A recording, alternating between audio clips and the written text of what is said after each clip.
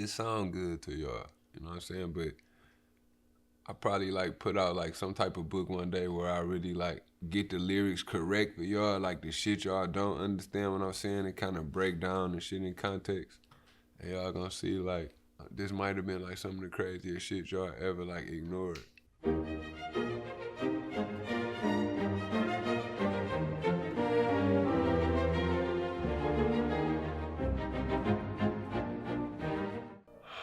Probably Big Pimpin' with Jay and UGK.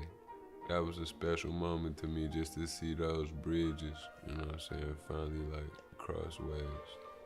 That was special, so probably like that era. That looked like a fun time to be turned, you know? A whole bunch of bad bitches on yachts and shit, like I'm into shit like that.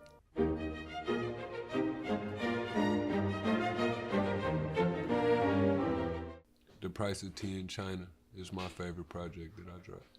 I dropped it on my own accord and picked it back up with Alchemist off of that project. So, you know, in my opinion, that's one of the most memorable albums that I'm gonna probably ever go down in history with. It's like my bounce back story.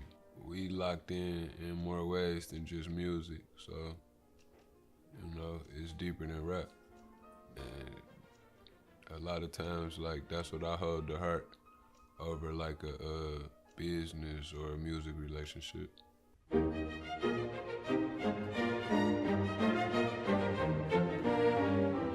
don't know, I couldn't tell you because of that opportunity. Well, I done worked with Bun. I would've loved to got to work with Pimp C. That used to have me feeling some type of way growing up listening to Pimp C, cause he used to always say his name was Sweet James Jones, and that's my real name. So every time I used to hear that, you know what I'm saying, it used to turn me up a little bit. But and Hov, he practically raised like a lot of hustlers in my ghetto, so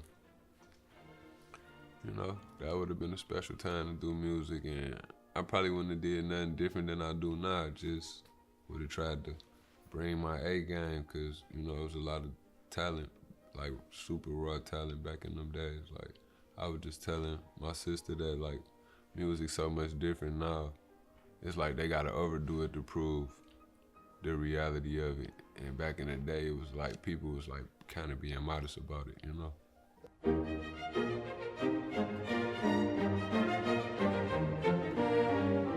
I'ma have to say I can live without Superman. Because, you know, niggas gonna get enough of saving these hoes out here, my nigga. You know, it's not good for the economy.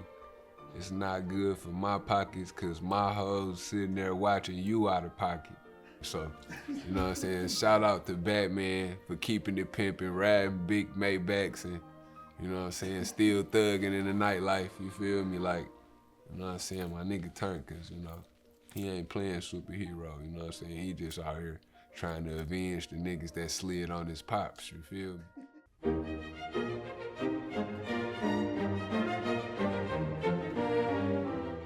Oh, you would do that to a nigga like me?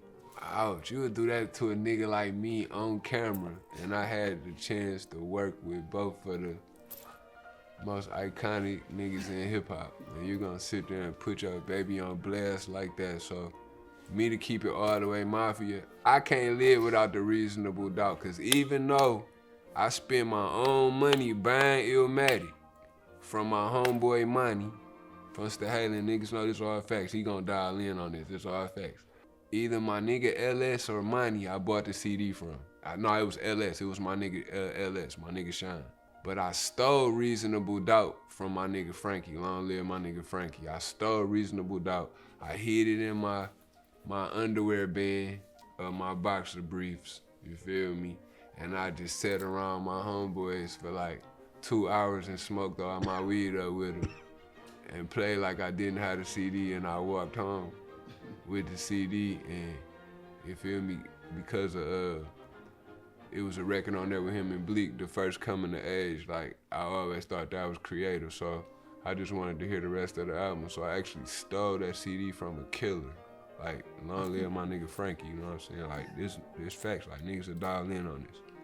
Got love for my OG Nas, you know what I'm saying? Shout out Mass Appeal, but I'm gonna have to do it all Illmatic.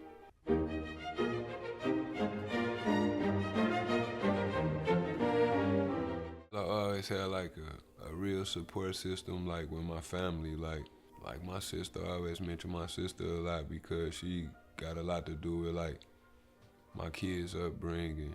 You know, she was a big part of my support system through my accident. Like, I didn't want for anything, all the new Jordans, the latest drops, or anything I needed. Like, my sister always like put a smile on my face. You know what I'm saying? She had a hairdresser come over, you know what I'm saying, twist my hair up.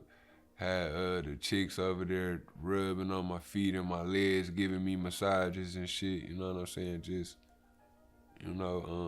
holding me down, you know, my whole rap run and prior to that, you know what I'm saying? Just always been there for me. So family is important, and I always had a strong support system just within that alone. So when you got somebody like Sis and our supporting cast like as strong as a team like that, like it's hard to be weak.